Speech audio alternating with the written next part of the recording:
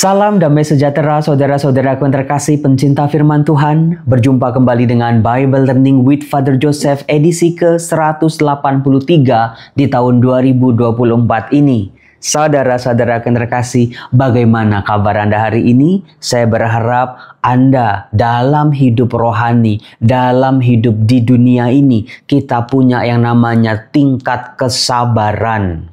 Kalau saya tanya kepada Anda, antara angka 0 sampai angka 10, di mana nilai kesabaran diri Anda? Sejauh Anda mengenal diri Anda, sejauh mana Anda dikenal oleh orang-orang yang hidup bersama-sama dengan Anda? Romo, kalau bisa minus Romo, minus 5 Romo. Atau paling mentok 2 Romo dari 10. Ya gimana bisa? Saya paling gak suka Romo kalau sama orang lelet, sama orang males. Kayaknya lambat banget jalannya. Rasanya pengen dorong gitu. Saya itu orang yang gak sabaran Romo. Nah, saudara-saudara yang terkasih, coba tolong tulis di kolom komen berapa angka, berapa Anda menilai diri Anda tentang kesabaran Anda.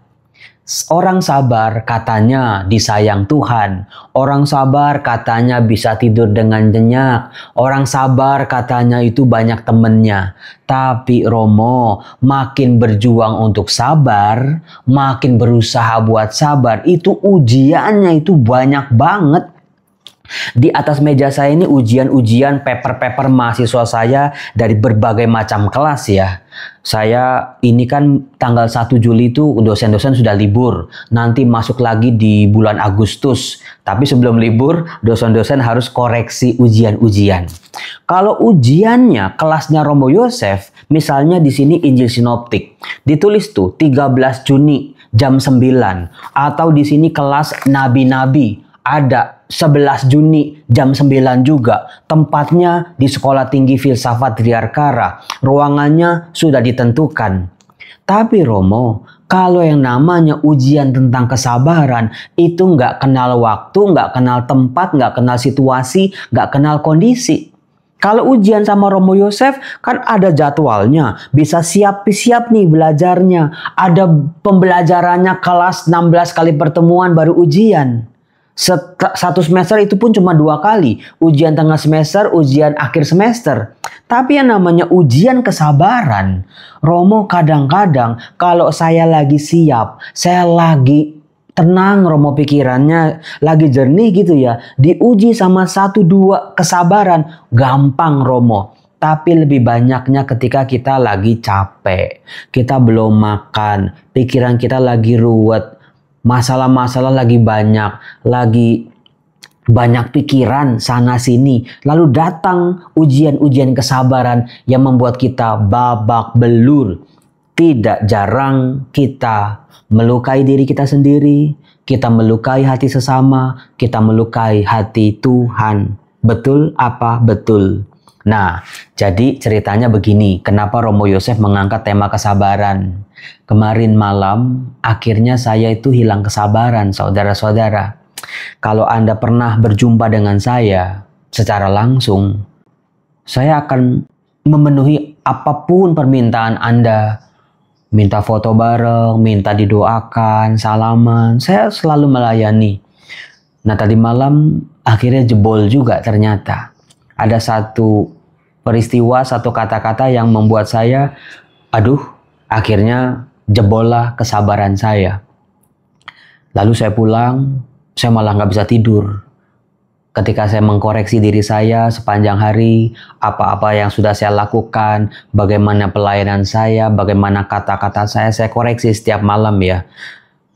Lalu muncul peristiwa itu, kok saya bisa nggak sabar ya? Kok saya bisa protes, kok saya bisa kehilangan kesabaran yang selama ini saya coba untuk pertahankan. Lalu saya pandang ini, saya nemu ini di Alkitab saya, wajah Tuhan Yesus. Melalui gambar ini saya pandangi, Tuhan, kenapa saya begini? Tuhan, apa yang harus saya lakukan? Tuhan, ampuni saya karena saya ini orang berdosa. Tuhan, ampuni saya karena saya sudah menyakiti sesama mungkin. Tuhan, Tapi, nah itu dia, ini dia. Saya selalu punya tapi gitu ya. Tapi kan orang itu juga yang salah. Tapi kan begini, tapi kan begitu. Ketika itulah pergumulan rohani namanya. Setiap malam coba jangan pernah kelewatan. Lalu bagaimana ketika saya menyiapkan khotbah esok harinya, saya berjumpa dengan firman Tuhan dari kitab suci 2 Timotius bab 2 ayat 22 sampai 26. Jadi seolah-olah Tuhan mau menunjukkan, Yosef, coba koreksi dirimu dengan firman Tuhan. Dengan surat Paulus kepada Timotius ini. Lalu kan saya baca, dikatakan begini, kejarlah keadilan. Wah Tuhan, saya udah bercoba untuk hidup adil. Untuk sesama, untuk diri saya, membagi waktu saya, tenaga saya, pelayanan saya coba untuk adil. Ada orang-orang kaya, ada orang-orang gak punya, saya coba buat adil Tuhan. Saya merasa streng gitu ya. Kemudian kesetiaan. Nah, di sini mulai Tuhan. Mungkin kalau setia ya 80% ya 70% lah Tuhan. Misalnya kayak gitu ya. Saya masih aman tuh di situ. Kasih. Tuhan, dalam hidup saya coba untuk menghadirkan kasih-Mu kepada mereka yang sangat membutuhkan. Wajah Allah yang penuh kasih. Saya merasa centreng gitu ya. Kemudian dikatakan damai bersama-sama dengan mereka yang berseru kepada Tuhan dengan hati yang murni. Di situ firman Tuhan mau berbicara, ya Romo Yosef ya. Kalau kita bergaul, kita akrab, kita sering berkumpul dengan orang-orang yang sama-sama punya visi rohani yang jelas, punya pelayanan, motif pelayanan yang murni, itu kita semakin bertumbuh. Lain kata, kalau kita bergaul, berteman, ada di sebuah komunitas yang toksik, pasti kita akan keracunan. Di sini saya sadar, oh ya, terima kasih Tuhan, Engkau selalu buat aku berjumpa dengan pribadi-pribadi yang membuat hidupku bertumbuh. Hidupku berkembang. Kau kirim aku ke sini, kau kirim aku ke sana, berjumpa dengan orang ini, berjumpa dengan orang itu, di mana saya bertumbuh bersama dalam kebersamaan, saling belajar satu sama lain. Sampai di situ ternyata masih treng gitu ya. Masih aman saya. Kemudian ayat 23. Hindarilah soal-soal yang dicari-cari, yang bodoh dan tidak layak. Di situ saya sempat berpikir, apa arti ayat ini? Hindarilah soal-soal yang dicari-cari. Artinya tindakan-tindakan yang dicari-cari, persoalan yang dicari-cari, yang dibuat-buat, yang harusnya nggak ada, tapi ya karena iseng, karena males, karena ikut kedagingan, akhirnya jadi masalah, dan masalah itu lama-lama besar. Engkau tahu bahwa soal-soal itu menimbulkan pertengkaran. Nah ini dia. Langsung saya berpikir, waduh, jangan-jangan kata-kata saya tadi, omongan saya tadi kepada orang lain itu bisa dihitung sebagai pertengkaran kah? Karena ada emosi di situ.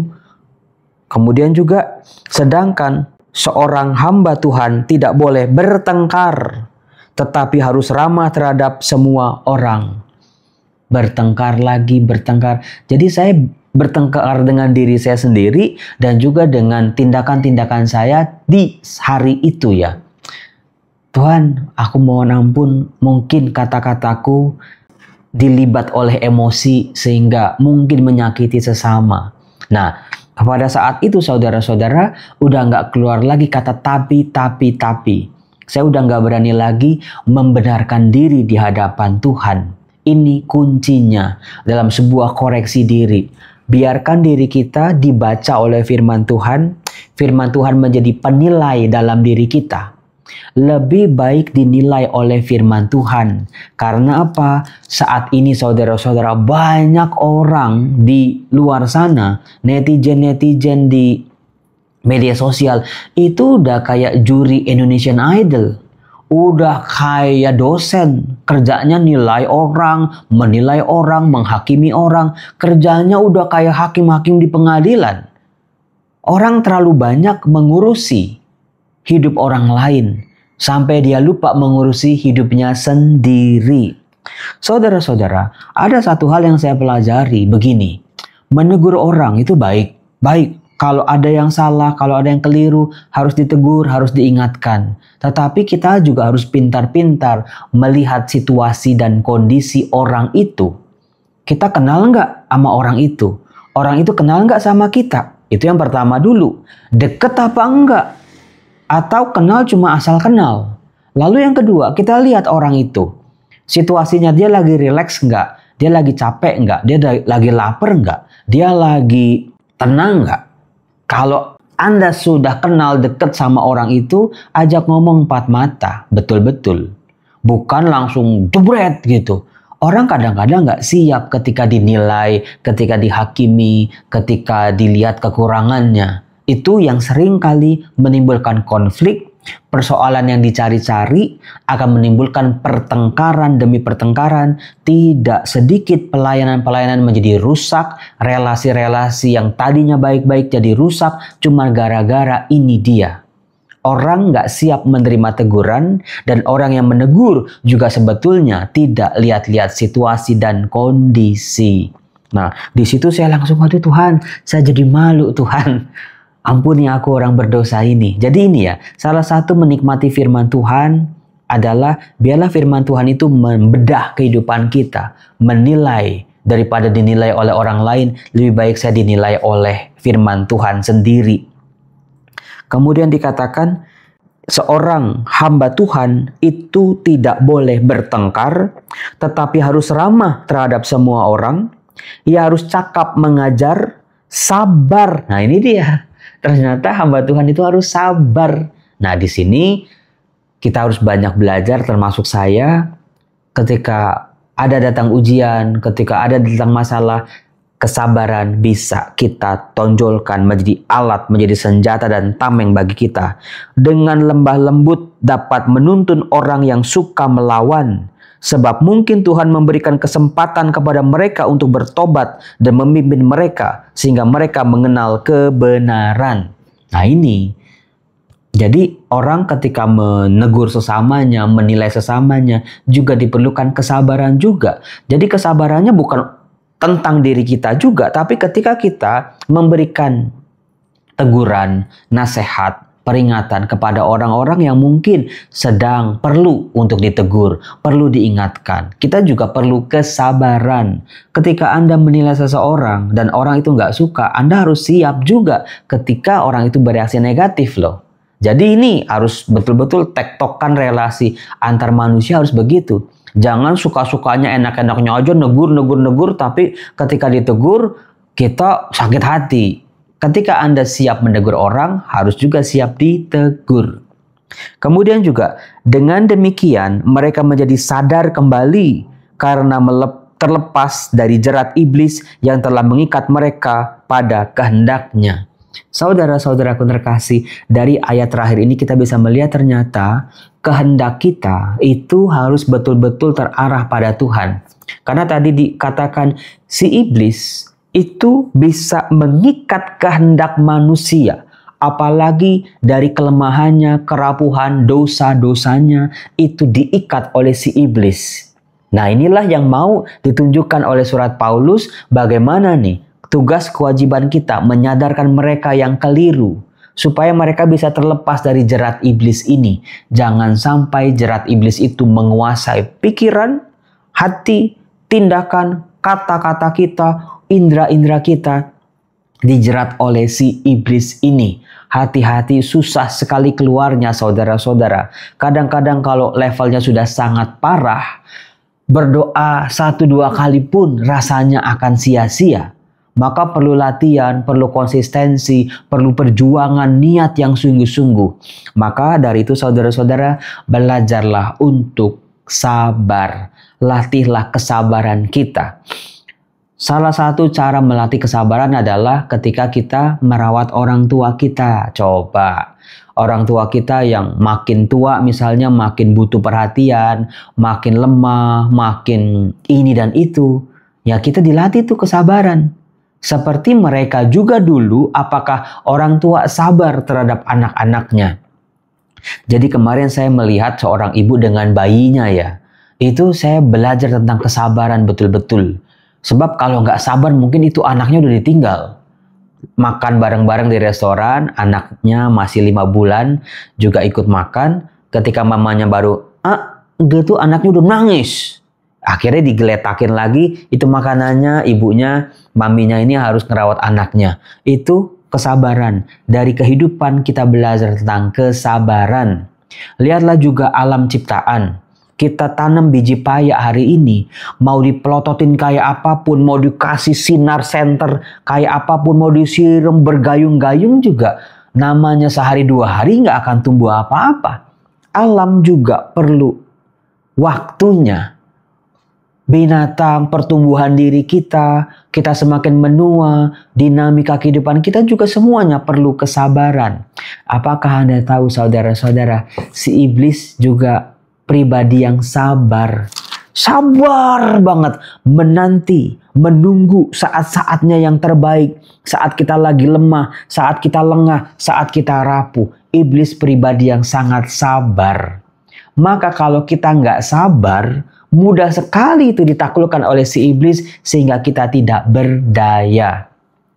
Dalam kitab suci perjanjian lama saudara-saudaraku, Allah adalah dikatakan Erek Afayim. Itu salah satu sifat Allah, Erek Afayim. Artinya panjang sabar. Kesabaran Allah itu bisa ditarik sampai sepanjang-panjangnya. Allah tidak mudah murka. Allah tidak mudah marah. Tidak mudah menghakimi.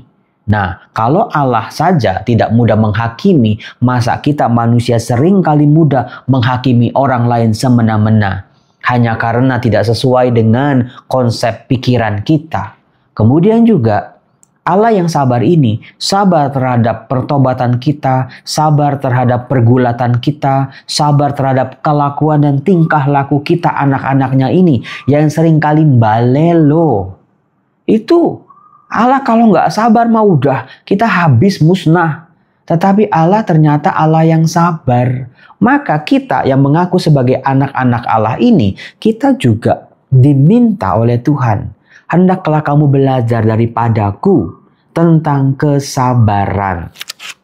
Saya yakin Anda adalah pribadi-pribadi yang sabar ketika menanti saat-saat doa Anda dikabulkan oleh Tuhan. Romo, saya sabar banget Romo. Udah 10 tahun, udah 7 tahun menunggu dan menanti. Saya masih tetap mencoba untuk percaya.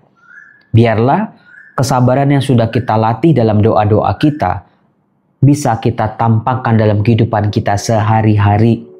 Saudara-saudaraku, mari saya mengajak Anda semua untuk melihat kembali. Saat Anda lelah, saat Anda hilang kesabaran, saat Anda jatuh, saat Anda meledak dan emosi, pandanglah wajah Tuhan. Wajah Tuhan yang penuh kasih. Dia sangat sabar sama saya. Dia juga sangat sabar dengan Anda. Dia sabar dengan kita semua. Dia menanti kita, membuka tangannya buat kita. Ayo anakku, pulang, pulang, pulang. Tinggalkan dosa-dosamu, tinggalkan masa lalumu. Aku siap mengasihimu dengan lebih dan lebih lagi, memulihkan kehidupanmu. Saat kamu jengkel, saat kamu marah, saat kamu tidak sabar, kapan waktu terbaik Tuhan menjawab doa-doamu? Percayalah saudara-saudara, Tuhan ini tahu apa yang kita perlukan saat ini. Bagaimana bentukan-bentukan kita. Kalau memang belum saatnya, tidak akan terjadi. Doa kita memperkuat relasi kita sama Tuhan, memperkuat penyerahan kita sama Tuhan. Saat Anda lelah saudara-saudara, pandanglah wajah Tuhan yang begitu mengasihimu, mengampunimu, sabar dengan kasih setianya yang luar biasa. Saya Romo Yosef akan berdoa buat Anda semua, buat diri saya sendiri juga. Tuhan, ampuni aku kalau aku kadang-kadang kurang sabar dengan anak-anakku, dengan pasanganku, dengan orang tuaku, dengan orang-orang di sekelilingku. Berilah aku rahmat kesabaran. Wajah-Mu ya Tuhan, biarlah selalu terpancar dalam kehidupanku. Aku percaya Engkau yang selalu penuh kasih, siap menolong kehidupanku. Berkatilah setiap orang, setiap pribadi yang secara serius mengolah kehidupannya. Dalam nama Bapa dan Putra dan Roh Kudus. Amin. Salam, Tuhan berkati.